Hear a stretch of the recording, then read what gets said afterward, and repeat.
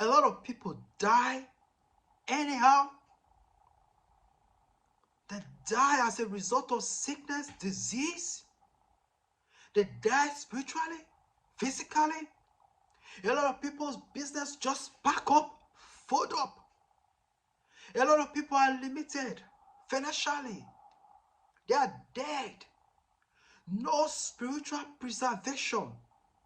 See, life is spiritual. You ought to have spiritual preservation. How?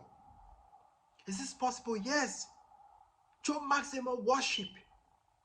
You grant God access into your life to preserve your business, to preserve your life, to keep you in divine health, where sickness and disease cannot penetrate your body, where you cannot die financially. You see, maximum worship comprises of spiritual hymns, praise and worship songs, deep meditation, and declaration of God's word. God says He seeks such worshippers who will spend time with Him in spirit and in truth. You are not in a hurry. You're not thinking of what to eat. You're not thinking of the challenges you're going through, which eventually will also get you down. No spiritual preservation. So I'm giving you God's word today.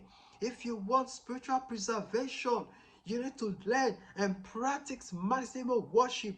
Learn to pray fervently. Spend time with God. Your life daily will be that of testimonies upon testimonies.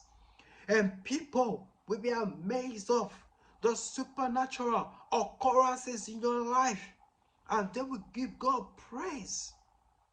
What about Joseph? What about David? What about Solomon? What about Abraham? What about Isaac? What about Jacob? They have spiritual preservation.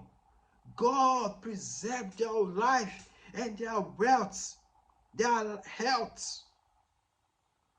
So I encourage you today, don't take your life for granted. Don't just live your life anyhow.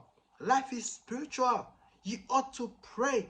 You ought to pray always. He said men ought to pray everywhere, lifting up their holy hands in prayers. I encourage you, beloved, today. The supernatural will definitely be your testimonies. God bless you.